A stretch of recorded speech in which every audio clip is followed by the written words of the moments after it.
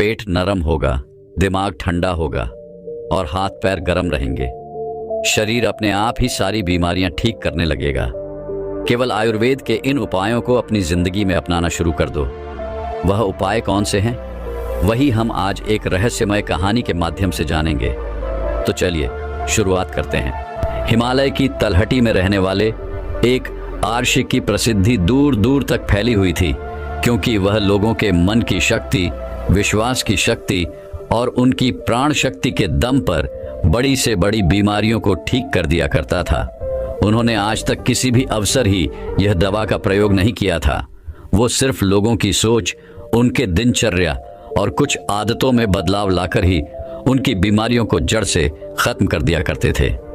एक सुबह उन आर्षि के पास एक बीमार व्यक्ति आया और बोला, मुनिवर, मैंने बहुत सी चिकित्सकों के चक्कर काटे, उनकी बताई दवाओं का सेवन किया, लेकिन मुझे कोई खास आराम नहीं मिला। अब तो मैं उन चिकित्सकों और उनके दवाओं से परेशान हो चुका हूँ।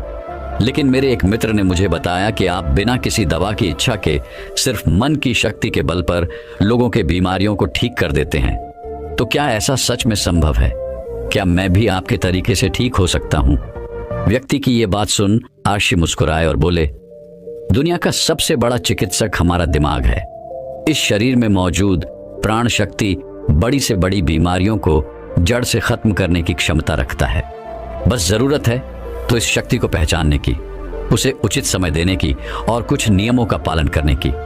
बीमार व्यक्ति ने कहा, मुनिवर, आप जो भी नियम बताएंगे मैं जरूर उनका पालन करूंगा। बस आप मुझे उन नियमों के बारे में बताइए। गुरु ने कहा, इंसान का दिमाग सृष्टि की सबसे अनोखी, जबरदस्त और अद्भुत रचना है। दिमाग का स्वैच्छिक सांसद तंत्र इंसान की उम्मीद, विश्वास और आस्था के दम पर बड़े से बड़े रोगों को जड़ से खत्म करने की क्षमता रखता है। इंसानी दिमाग अपने आप में दबाव का एक ऐसा चमत्कारी खजाना है, जहां इंसान के आस्था और विश्वास के बल पर ऐसे रसायन पैदा होते हैं जिसका असर दुनिया की किसी भी दवा से सैकड़ों हजारों गुना ज्यादा होता है। हम सभी में खुद को अनेकों रोगों से मुक्त करने का एक ऐसा जन्मजात चमत्कारिक तंत्र मौजूद है, जिसे कोई भी इंसान अपने विचारों और भावनाओं में बदलाव लाकर सक्रिय कर सकता है। जब हम अपने दिमाग को पूर्णतः विश्वास दिला देते हैं कि यह बीमारी ठीक हो सकती है, तो हमारे दिमाग से ऐसे रसायन निकलने शुरू हो जाते हैं कि शरीर के रोग बिना किसी दबाबर्शी के हिसाब के ठीक हो जाते हैं। मन की शक्ति के माध्यम से शरीर की प्राण शक्ति का उपयोग करके अपनी किसी भी बीमारी को ठीक करने के लिए तुम्हें इन 12 नियमों का पालन करना पड़ेगा। पहला, अटूट विश्वास कि तुम ठीक हो सकते हो। हम सबके शरीर में खुद की एक बुद्धिमत्ता होती है और यह बुद्धिमत्ता ही जीवन को चलाती है। यह बुद्धिमत्ता एक दिव्य शक्ति की तरह काम करती है, जिसके लिए हर बीमारी का इलाज संभव है। बस तुम्हें अपने भीतर की उस बुद्धिमत्ता के साथ जुड़ना है और उसे यकीन दिलाना है कि तुम एकदम स्वस्थ हो। ये बुद्धिमत्ता ही हमें जिंदगी देती है और हम हर वक्त इसके साथ जुड़े रहते हैं। जैसे ही हम इस बुद्धिमत्ता से अलग होते हैं, चाहे हम 1 मिनट के लिए ही अलग क्यों ना हो, हम बीमार पड़ जाते हैं। हमारे शरीर का संतुलन बिगड़ जाता है और हमें तरह तरह की बीमारियां घेरने लगती हैं। बुद्धिमत्ता यानी हमारे भीतर की वह चेतना जिसे हम अवचेतन मन भी कहते हैं। दिमाग की सारी शक्ति हमारी अवचेतन मन के पास है। यह वह जगह है जहां सारे प्रश्नों का उत्तर है। मन की सारी शक्ति और सारी समझ है। अगर तुमने अवचेतन मन की शक्ति का उपयोग करना सीख लिया, इसे अपने अनुसार चलाना सीख लिया, तो न केवल तुम अपनी बीमारी को ठीक कर सकते हो, बल्कि एक अच्छी सेहत का भी लाभ ले सकते हो और अपने जीवन को पूर्णता के साथ जी सकते हो। जिन लोगों ने अवचेतन मन की शक्ति, विश्वास और आस्था के बल पर अपनी बीमारियों को ठीक किया है, उन्हें किसी बड़ी शक्ति पर पूरी तरह से यकीन था। उन्हें विश्वास था कि जो शक्ति मुझे बीमार कर रही है, उससे भी बड़ी शक्ति का हाथ मेरे सर पर है। वो मेरे से जुड़ी हुई है और मेरे अंदर भी वही शक्ति, वही धारा, वही आज्ञा रही है जो कि मुझे ठीक कर रही है। जब भी हम अटूट विश्वास रखते हैं, किसी बड़ी शक्ति पर सकारात्मक नजरिया रखते हैं उसके प्रति, तो उससे हमारे दिमाग का दवाखाना सक्रिय हो जाता है। बीमारी को ठीक करने के लिए जिस रसायन की जरूरत होती है, हमारे अवचेतन मन के पास शक्ति है। उस रसायन को बनाने की, और यह रसायन ऐसे बनते हैं जो कि हमारे प्रतिरक्षा तंत्र को मजबूत करते हैं, हमारी रोगों से लड़ने की क्षमता को मजबूत करते हैं, जीवन शक्ति को प्रौढ़ बनाते हैं। तो अगर तुम्हें भी बीमारी से ठीक होना है तो सबसे पहले अटूट विश्वास रखना होगा कि तुम ठीक हो सकते हो। यह विश्वास करना होगा कि जो शक्ति तुम्हें बीमार कर सकती है, कमजोर कर सकती है, उससे भी बड़ी शक्ति तुम्हारे अंदर है, जिसकी मदद से तुम जो चाहो वह कर सकते हो। जब बीमार करने वाली शक्ति है, उससे बड़ी शक्ति ठीक करने वाली है। दूसरा, मन को शांत रखना शुरू करो। 99% बीमारियां या तो गुस्से से पैदा होती हैं या फिर डर से, और गुस्सा भी डर से ही पैदा होता है। तुम्हें समझना होगा कि हमारी ज्यादातर समस्याओं का मूल कारण तनाव और नकारात्मकता से भरी भावना ही है। निरंतर तनाव शरीर में असंतुलन पैदा करता है, और शरीर का असंतुलन कई बीमारियों को जन्म देता है। लोग हर दिन खुद को डराते रहते हैं। उदाहरण के लिए, किसी को घर वापस आने में देरी हो गई तो हमने सोचना शुरू कर दिया कि कहीं उसे कुछ हो तो नहीं गया, कहीं उसके साथ कोई दुर्घटना तो नहीं हो गई। जब भी लोग खाली बैठते हैं तो वह यह देखते हैं कि उनके जीवन में क्या बुरा है। वह हर समय किसी न किसी बात का तनाव लेते रहते हैं, जैसे मेरी शादी कब होगी, पता नहीं मेरी नौकरी कब लगेगी, पता नहीं मेरा घर कब बनेगा, पता नहीं यह, पता नहीं वह। लोग यह सब सोचकर डरते रहते हैं और उस पर विश्वास करते रहते हैं। लेकिन समस्या यह है कि हमारा अवचेतन मन कल्पना और हकीकत में फर्क नहीं कर पाता। जब हम इस तरह की नकारात्मक कल्पनाएं करते हैं तो हमारा अवचेतन मन इन्हें सच मान बैठता है, और उसे लगने लगता है कि सच में एक अदृश्य तलवार उसके ऊपर लटक रही है, जो उसके स्वास्थ्य को, संबंधों को, जीवन को कभी भी बर्बाद कर सकती है। और इस तरह से हमारा अवचेतन मन हमेशा डरा डरा रहता है और शरीर के अंदर ऐसे नकारात्मक रसायन पैदा करता है जो गंभीर बीमारियों को पैदा करते हैं। अब इसका समाधान क्या है? इसका समाधान है कि खुद के प्रति नकारात्मक कहानियां बनाना बंद करो और समस्या के समाधान पर काम करना शुरू करो। इसके अलावा एक बहुत ही प्रभावी तरीका है मन को शांत करने का, मन से सारी गंदगी बाहर निकालने का। इसे करने के लिए मन में जो भी नकारात्मक विचार, गुस्सा, डर, जलन, अतीत की बुरी घटनाएं जो तुम्हें परेशान करती हैं, ऐसे सभी विचारों को एक कागज पर लिख लो। लिखने के बाद ना तो उसे खुद पढ़ो और ना ही किसी से पढ़वाओ, बस उस कागज को आग में जला दो। इससे हमारे दिमाग को यह संदेश पहुंचता है कि मेरे अंदर से नकारात्मक विचार कागज पर निकले और अब वह जलकर खत्म हो गए। इससे तुम्हारा मन एक अविश्वसनीय शांति और खुशी महसूस करेगा, और एक खुश व शांत मन वाले शरीर में कोई बीमारी रह ही नहीं सकती। आर्शे ने कहा, तीसरी बात, लोगों को माफ करना सीखो। अगर तुम्हें ठीक होना है तो सबसे पहले यह ढूंढो कि तुम्हें किस किस को माफ करना है। हम तब तक खुद को आजाद नहीं कर सकते जब तक हम अपने दिमाग से दूसरों को आजाद नहीं करते। दूसरों को आजाद करके हम किसी और को नहीं बल्कि खुद को ही आजाद करते हैं, अपने मन को आजाद करते हैं, उसे शांत करते हैं। इसलिए माफ करो और आगे बढ़ जाओ। कब तक इस बोझ को लिए जीते रहोगे? एक घर था, उस घर में एक नियम था कि कोई भी कचरा बाहर नहीं फेंका जाएगा। फिर हुआ यह कि धीरे धीरे कचरा घर में भरने लगा, घर से बदबू आने लगी, वहाँ कीड़े मकोड़े पैदा होने लगे और लोग धीरे धीरे वहाँ बीमार पड़ने लगे। ये सिर्फ उस घर की कहानी नहीं है, यह हमारे दिमाग और शरीर की भी कहानी है। हमारे दिमाग की एक आदत है कि यह हमारे साथ घटी सारी नकारात्मक घटनाओं को अपने अंदर रखता है। किसने हमको धोखा दिया, किसने हमको नीचा दिखाया, किसने हमको गाली दी, किसके साथ हमारी लड़ाई हुई, इसी तरह की सारी नकारात्मक घटनाएं हमारे दिमाग पर घूमती रहती हैं। और इस तरह से वो मौके, वो अच्छी चीज़ें जो हमारे जीवन में हैं, हम उन पर ध्यान नहीं दे पाते। इस नकारात्मकता के कारण हम हमेशा गुस्से में, जलन में, तनाव में, घुटन में जीते रहते हैं, और 90 से 95% लोग इसी में जीवन को जीते हैं। घर में एक दिन पुराना कूड़ा हम नहीं रखते क्योंकि अगले दिन उसमें से बदबू आने लगती है, लेकिन 15-15, 20-20 साल पुरानी बातें, गुस्सा, जलन, अपमान लोग अपने दिमाग में भर के रखते हैं और फिर कहते हैं हमारी बीमारी ठीक नहीं हो रही। हम जब तक लोगों को माफ नहीं करेंगे तब तक दिमाग से वह चीजें निकलेंगे नहीं। और तुम्हें लग रहा है कि वो सिर्फ एक विचार है, लेकिन वो सड़ा हुआ कचरा है जो कि अभी दिमाग से निकला नहीं और अंदर ही अंदर गंध पैदा कर रहा है। जब हम नकारात्मक सोच के साथ जीवन को जीते हैं तो हम अपने शरीर के उन रसायनों को खत्म करने लगते हैं जो हमें स्वस्थ रखते हैं, जवान रखते हैं, और हम उन रसायनों को सक्रिय कर देते हैं जो हमें बीमार करेंगे, प्रतिरक्षा तंत्र को कमजोर करेंगे और हमें परेशान रखेंगे। और इस तरह से हम खुद ही अपने अंदर बीमारियों को पैदा करना शुरू कर देते हैं। इसका समाधान क्या है? इसका समाधान है लोगों को माफ कर दो। जिसने भी अतीत में तुम्हारे साथ गलत किया है उसे दिल से माफ कर दो और तुम उसी समय से ठीक होना शुरू कर दोगे। चौथा नियम, वर्तमान में जीना शुरू करो। अगर तुम खुद को ठीक करना चाहते हो तो वर्तमान में रहना सीख लो, क्योंकि जब हम भविष्य में रहते हैं तो चिंता और तनाव से भर जाते हैं। जब अतीत में जीते हैं तो पश्चाताप से भर जाते हैं। जीवन की जो सुंदरता है वो वर्तमान के पलों को जीने में है। जितने भी लोग अपने दिमाग और शरीर में कुछ गलत चीजें लेकर बैठे हुए हैं वो वर्तमान में है ही नहीं, जी रहे हैं उस अतीत में जो 5 साल, 10 साल, 20 साल पुराना है। वह जो सड़ गया है, गंध पैदा कर रहा है दिमाग में, वह उसके बदबू में आज भी खुद को लपेटे हुए हैं।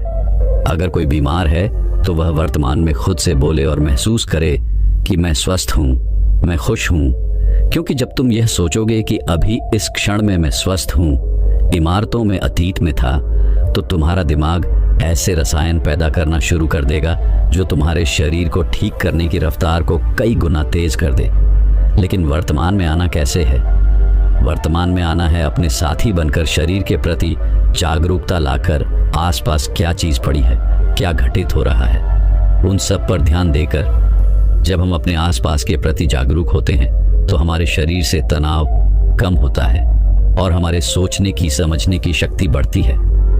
ऐसा करने से हमें अपने बारे में बहुत सी नई चीजें सीखने को मिलती हैं। धीरे धीरे हमारे दिमाग को समझ आने लगता है कि हमें किन कारणों से तनाव पैदा होता है, और जब हमारा दिमाग ये समझ जाता है तो इससे हमारे अंदर बड़ा बदलाव आता है। हम नकारात्मक सोचना बंद कर देते हैं और हमें हर काम में सफलता मिलने लगती है, क्योंकि हमारे दिमाग को कल्पना और सच्चाई के बीच फर्क समझ नहीं आता। इसीलिए अगर तुम एक स्वस्थ व्यक्ति की कल्पना करोगे तो तुम्हारा दिमाग तुम्हें स्वस्थ करना शुरू कर देगा। 5वां नियम, खुद से प्रेम करना सीखो। सालों बीत जाते हैं लेकिन लोग अपने बारे में कभी खुद से बात ही नहीं करते। यह भी नहीं जान पाते कि उनका पसंदीदा खाना क्या है, उन्हें क्या अच्छा लगता है। वह अपने साथ समय बिताना ही भूल जाते हैं। अगर ठीक होना है तो खुद से प्रेम करना ही पड़ेगा, अपनी कीमत पहचाननी ही पड़ेगी। बहुत सी महिलाएं और पुरुष परिवार की जिम्मेदारी और भाग दौड़ के चक्कर में खुद को खो देते हैं। तुमने जिस दिन खुद को पा लिया उस दिन से सारी गलत चीजें तुम्हारे दिमाग और शरीर को छोड़कर भागने लगेंगी। तुमने जिस दिन खुद को पा लिया उस दिन से खुद की कीमत समझने लगोगे, और जिस इंसान ने खुद की कीमत समझ ली, यही तो खुद से प्यार करना है। 6वां नियम, सकारात्मक कल्पनाएं करो। हर दिन अपने दिन की शुरुआत इस सवाल से करो कि आज के दिन मैं खुद को पहले से बेहतर कैसे बना सकता हूं। ज्यादातर लोग सुबह उठने के बाद केवल अपनी परेशानियों के बारे में सोचते हैं, और अधिकतर परेशानियां उनके भूतकाल यानी अतीत की यादें होती हैं। जैसे ही वो अपने परेशानियों के बारे में सोचते हैं, वो बीते हुए कल के बारे में सोचने लगते हैं। हर एक परेशानी के साथ एक भावना जुड़ी होती है, और अपने भूतकाल के बारे में सोचने से ही वो लोग उदास हो जाते हैं और खुद को अयोग्य मानने लगते हैं। तुम्हें अगले 7 दिनों तक सुबह उठने के बाद अपने दिन की शुरुआत सकारात्मक विचार के साथ करनी है। सुबह उठते ही सोचो कि आज के दिन मैं खुद का सर्वश्रेष्ठ संस्करण कैसे बन सकता हूँ। निर्णय लो कि आज का दिन मैं खुशी के साथ बिताऊंगा। तुम्हें अपना हर दिन सकारात्मकता और उमंग से भरी भावनाओं के साथ शुरू करना चाहिए। हमारी शारीरिक अवस्था हमारी मानसिक अवस्था से सीधी जुड़ी होती है, तो जब हम बेहतरीन मानसिक अवस्था के साथ अपने दिन की शुरुआत करते हैं तो ये हमारे शरीर के लिए भी अच्छा होता है। खुद की ऐसी छवि बनाओ जिसमें तुम पूरी तरह से स्वस्थ हो। हर दिन 10 मिनट आंख बंद करके बैठो और यह कल्पना करो कि तुम ठीक हो रहे हो। ऐसा करने से ही हमारा अवचेतन मन ऐसे रसायन बनाना शुरू कर देता है जो हमारी बीमारी को तेजी से ठीक करना शुरू कर देते हैं। अगर हमारे दिमाग ने कुछ गलत सोचकर बीमारी पैदा की है तो कुछ अच्छा सोचकर उसे ठीक भी तो कर सकता है। 7वां नियम, अपने जीवन का मकसद खोजो। कुछ लोग तो सिर्फ इसीलिए बीमार रहते हैं क्योंकि उन्हें अपना जीवन व्यर्थ लगता है। उनके जीवन का कोई मकसद ही नहीं होता। वो समय से पहले खुद को बूढ़ा महसूस करने लगते हैं। जीवन में किसी भी लक्ष्य या उद्देश्य का होना लंबे व अच्छे स्वास्थ्य के लिए बेहद जरूरी है। यानी कि हर दिन बिस्तर से उठने का तुम्हारे पास कोई कारण होना चाहिए। जब हमें लगने लगता है कि हमारे जीवन का कोई महत्व है, हम किसी मकसद से जुड़े हुए हैं, तो हम ज्यादा खुश रहने लगते हैं, ज्यादा ऊर्जावान और तरोताजा महसूस करने लगते हैं। और जब हम अंदर से खुश रहने लगते हैं तो हमारा शरीर खुद अपनी बीमारी को खाना शुरू कर देता है। 8वां नियम, पेट से भरकर गहरी सांस लेने का अभ्यास करो। हर दिन कुछ मिनट के लिए पेट को सीधा करके बैठ जाओ और पेट से भरकर गहरी सांस लेने का अभ्यास करो। जब हम गहरी और लंबी सांस लेते हैं तो हमारे शरीर का प्रतिरक्षा तंत्र मजबूत होता है और तेजी से काम करता है, जिससे शरीर की बीमारियां तेजी से गायब होना शुरू हो जाती हैं। साथ ही गहरी सांस लेने से पूरा दिन हमारा मनपसंद रहता है और हम खुश रहते हैं।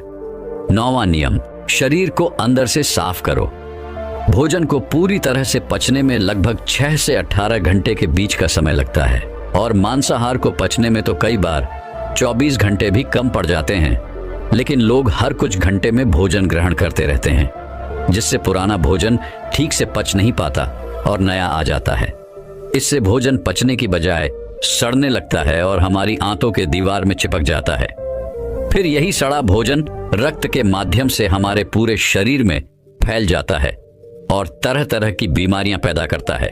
इससे बचने के लिए व्यक्ति को हर दिन 16 घंटे का उपवास, यह हफ्ते में एक बार 24 घंटे का व्रत करना चाहिए, जिससे शरीर में मौजूद प्राण शक्ति भोजन को पचाने के काम से मुक्त होकर शरीर की सफाई कर सके। क्योंकि जिसका शरीर अंदर से साफ है उसे कोई बीमारी हो ही नहीं सकती। 10वां नियम, ब्रह्मांडीय शक्ति का आभार व्यक्त करो। तुम्हारे पास जो कुछ भी है, अच्छा स्वास्थ्य, अच्छे संबंध, धन दौलत, इसके लिए इस ब्रह्मांड का आभार व्यक्त करो। ब्रह्मांड और लोगों के प्रति आभारी रहने से हम अंदर से परिपूर्ण महसूस करते हैं, कुछ और संतुष्ट रहते हैं। आभार व्यक्त करना हमें अंदर से बदल कर रख देता है। यह इंसान के शरीर और मन के लिए दवा की तरह काम करता है। एक आशावादी और आभारी व्यक्ति के बीमार होने की संभावना दूसरों की तुलना में बहुत कम होती है, और अगर वो किसी कारणवश बीमार हो भी जाता है तो उसके ठीक होने की रफ्तार बहुत तेज होती है। इसीलिए शरीर की प्राण शक्ति पर अटूट विश्वास रखो, आशावादी बनो, खुश रहो, सकारात्मक सोचो और ब्रह्मांड का आभार व्यक्त करते रहो। यही है किसी भी बीमारी को जड़ से खत्म करने के अचूक तरीके। इसके बाद आर्शी मौन हो गए और वह व्यक्ति उनका धन्यवाद कर वहां से चला गया। दोस्तों, 90% रोग केवल पेट में जमी गंदगी की वजह से होते हैं। पेट में कब्ज नहीं रहना चाहिए, नहीं तो हमेशा रोगों से घिरे रहोगे। 160 रोग केवल मांसाहार का सेवन करने से होते हैं। 103 रोग खाने के बाद पानी पीने से होते हैं। इसलिए भोजन के 1 घंटे पश्चात ही पानी पीना चाहिए। 80 रोग चाय पीने की वजह से होते हैं। 48 रोग एल्यूमिनियम की बर्तन या प्रेशर कुकर के खाने की वजह से होते हैं। मिट्टी के बर्तन में भोजन पकाने से पोषक तत्व 100% रहते हैं। कांसे के बर्तन में 97%, एटाल के बर्तन में 93%, एल्यूमिनियम के बर्तन और प्रेशर कुकर में सिर्फ 13% पोषक तत्व ही रह जाते हैं। आयुर्वेद के अनुसार भोजन पकने के 48 मिनट के अंदर उसे खा लेना चाहिए, क्योंकि उसके पश्चात भोजन में तामसिक गुण आ जाते हैं। 12 घंटे के बाद खाना पशुओं के खाने लायक भी नहीं रह जाता। खाने के लिए हमेशा सेंधा नमक सर्वश्रेष्ठ होता है। उसके बाद काला नमक, सफेद नमक जहर के सामान होता है। सरसों, मूंगफली, नारियल, सूरजमुखी का तेल और देशी घी खाना चाहिए। रिफाइंड तेल और डालडा शरीर के लिए जहर के समान होते हैं। चाय, कोल्ड ड्रिंक्स और शराब के सेवन से हृदय रोग होने की संभावना बढ़ जाती है। अत्यधिक ठंडे जल, आइसक्रीम और ठंडे पदार्थों के सेवन से बड़े हद तक हृदय सिकुड़ जाता है। मैदे से बने पदार्थ जैसे पिज्जा, बर्गर आदि का सेवन करने से बड़े आंतों में गंदगी जमा होने लगती है। भोजन के पश्चात स्नान करने से पाचन तंत्र मंद पड़ने लगता है और शरीर कमजोर होने लगता है। इसीलिए हमेशा भोजन से पहले स्नान करें। शैम्पू कंडीशनर से बाल पकने, झड़ने और कमजोर पड़ने लगते हैं। आपने देखा होगा कि साधु के बाल कितने मजबूत और घने होते हैं, जबकि वह किसी प्रकार का कोई साबुन, कंडीशनर और ब्रांडेड तेल नहीं लगाते। वह ब्रह्मचर्य में रहकर संयम पूर्वक अपना जीवन व्यतीत करते हैं। आजकल ज्यादातर बीमारियां गलत खान पान और गलत दिनचर्या की वजह से पैदा हो रही है। अगर हम अपने खाने, सोने और उठने का समय निश्चित कर लें, साथ ही सही भोजन उचित मात्रा में ग्रहण करें, तो हम बहुत सी बीमारियों से खुद को बचा सकते हैं और पुरानी बीमारियों को ठीक भी कर सकते हैं। तो दर्शकों, चलिए इसी विषय पर अगली रोचक कहानी की शुरुआत करते हैं। एक गुरु समुद्र के किनारे अपना आश्रम बनाकर रहा करते थे। वे रोज शाम को आश्रम के बाहर खड़े होकर समुद्र के ऊपर उड़ने वाले बाजों को बड़े ध्यान से देखा करते थे। एक शाम को वो रोज की तरह समुद्र के किनारे खड़े होकर एक उड़ते हुए बाज को निहार रहे थे कि तभी उनके आश्रम के कुछ शिष्य उनके पास आकर खड़े हो गए और वह सभी भी उस उड़ते हुए बाज को निहारने लगे। थोड़ी देर तक उस बाज को देखने के बाद उनमें से एक शिष्य ने गुरु से पूछा, गुरुदेव, आप रोज शाम को इन उड़ते हुए बाज को क्यों देखते हैं? शिष्य का यह प्रश्न सुनकर गुरु कुछ देर तक तो मौन रहे, फिर अचानक बोल पड़े, जिंदगी में अगर कुछ बनना हो तो एक बाज बनना, कभी तोता मत बनना, क्योंकि तोता बोलता तो बहुत है लेकिन कभी ऊंचा उड़ नहीं पाता। लेकिन एक बाज जो कि हर समय शांत रहता है पर आकाश को भी चिढ़ने का सामर्थ्य उसके अंदर होता है। गुरु ने आगे कहा, आज मैं तुम्हें बाज के जीवन से 8 ऐसी बातें बताऊंगा जो कि हर इंसान को बाज से सीखनी चाहिए। जीवन की बहुत बड़ी सीख छुपी है इन 8 बातों में। पहली सीख, एकाग्रता। जब भी बाज को शिकार करना होता है तो वह एक बार अपने शिकार को निश्चित कर लेता है, फिर वो किसी दूसरे शिकार पर ध्यान नहीं देता। शिकार का आकार उससे छोटा हो या फिर उससे कई गुना बढ़ा, एक बार शिकार को चुन लेने के बाद वो उसकी हर हरकत, हर गतिविधि पर पैनी नजर रखता है। यदि मछली का शिकार करना होता है तो वो समुद्र की हर मछली को अपना शिकार नहीं बनाता, बल्कि उसमें तैर रही किसी एक मछली को ही अपना शिकार बनाता है। फिर वो उसकी हर एक गतिविधि पर नजर बनाए रखता है कि वो कब सतह पर आती हैं और कितनी देर तक वहां रहती हैं, कि कितनी देर बाद वो पानी से ऊपर छलांग लगाती हैं। वो हर एक चीज जो शिकार करने के उसके काम को आसान कर सके, वो उसका बड़ी ही सावधानी से निरीक्षण करता रहता है। तो इससे हमें सीखना चाहिए कि 10 अलग अलग लक्ष्यों में अपनी ऊर्जा बर्बाद करने की बजाय हमें किसी एक लक्ष्य में पूरी एकाग्रता के साथ ध्यान देना चाहिए और जितना हो सके उस लक्ष्य के बारे में सीखें, जानें, वह पढ़े और साथ ही इस चीज का भी अवलोकन करें कि उस लक्ष्य को पाने में क्या क्या चुनौतियां आने वाली हैं और हमें कैसे उन चुनौतियों को आसान बनाना है। ये सब बातें हमें जान लेनी चाहिए। दूसरी सीख, बाज हमेशा सबसे ऊपर और अकेला उड़ता है। बाज कभी भी किसी चिड़िया या छोटे पक्षियों के साथ नहीं उड़ता। बाज या तो बाज के साथ उड़ता है या फिर अकेला उड़ता है। इससे हमें सीख मिलती है कि छोटी सोच वाले लोगों से दूर रहो, या तो बड़ी सोच वाले लोगों के साथ रहो या फिर अकेले रहो, क्योंकि जैसे लोगों के साथ हम रहते हैं अंततः हम भी वैसे ही बन जाते हैं। इसीलिए हमेशा अच्छे लोगों का साथ चुनो, नहीं तो फिर अकेले रहो, क्योंकि यही वो समय होता है जब हम खुद को अच्छे से जान पाते हैं। तीसरी सीख, अपनी सीमाओं से ऊपर उठो।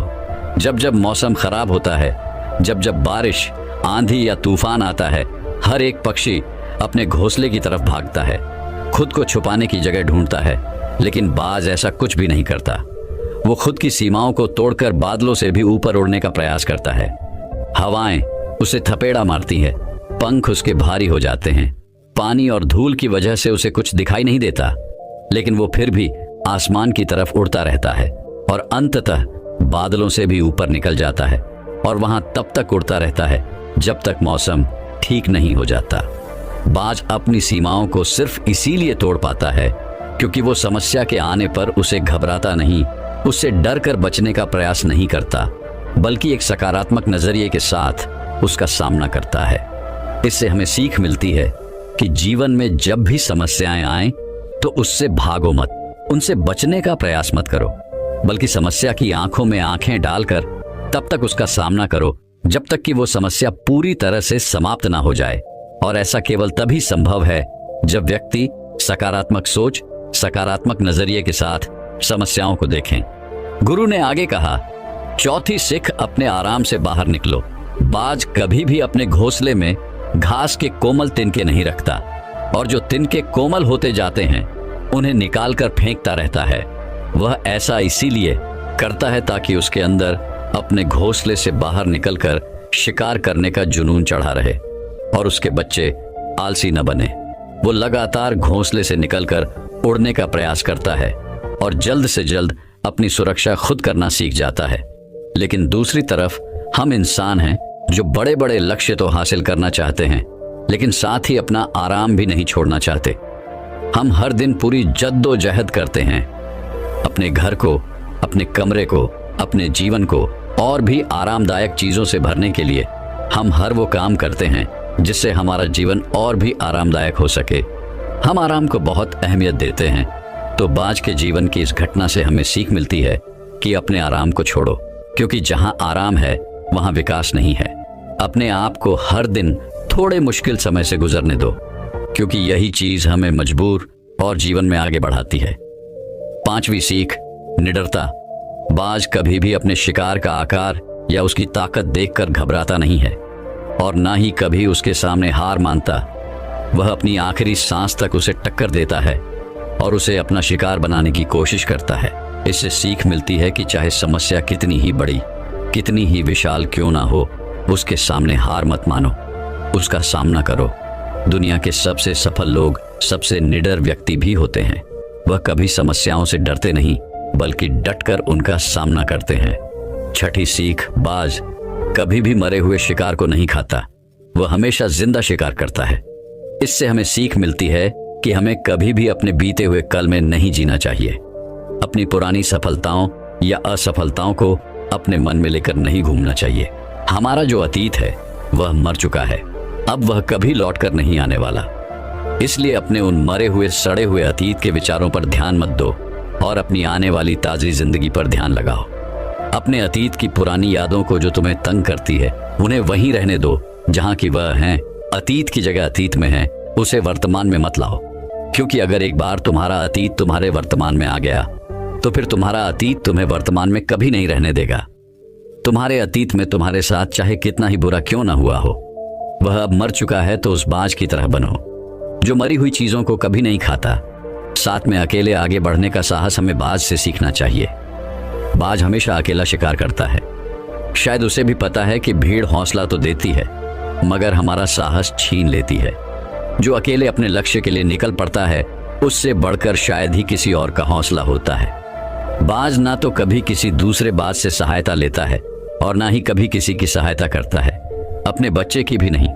जंगल के राजा शेर को भी झुंड बनाकर शिकार करते हुए देखा जा सकता है, लेकिन बाज में यही कारण है कि उसमें इतना साहस होता है कि वह जल, थल और नभ सभी जगहों पर शिकार करके अपना परचम लहरा सकता है। तो इससे यह सीख मिलती है कि कभी भी अपने लक्ष्य की प्राप्ति के लिए अकेले चलने से डरो मत। अगर बुद्ध अकेले आगे बढ़ने से डर गए होते तो आज दुनिया को ध्यान और शांति का पाठ कौन सिखाता। आठवीं और सबसे महत्वपूर्ण सीख, दर्द से भागो मत।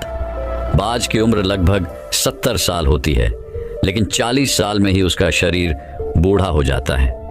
नाखून उसके पैरों में ढंसने लगते हैं, पंख उसके शरीर में चिपक जाते हैं, चोंच उसकी मुड़ जाती है, शरीर उसका भारी हो जाता है।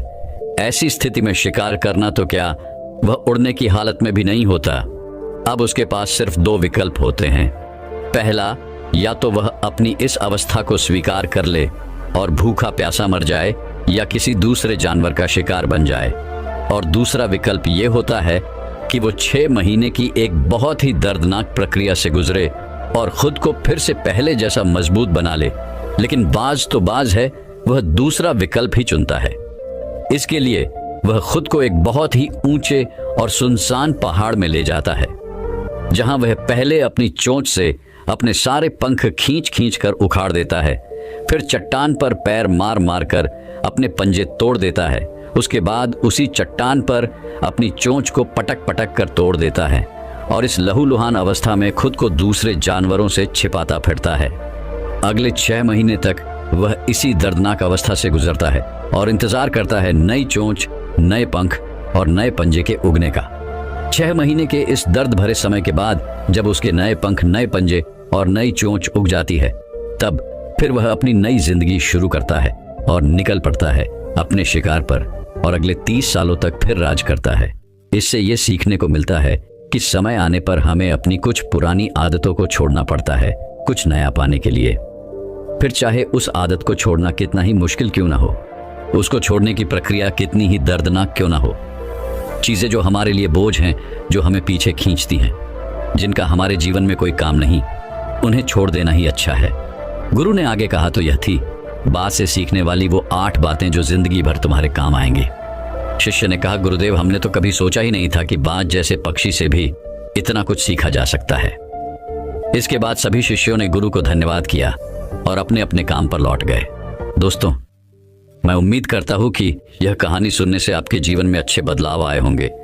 आपको इस वीडियो से क्या सीखने मिला, ये कमेंट करके जरूर बताएं और अपने परिवार, दोस्तों या आपके करीबी इंसान के साथ ये कहानी शेयर करके उन्हें भी इस ज्ञान से परिचित करवाएं। बाकी अगर आपको यह वीडियो दिल से अच्छी लगी हो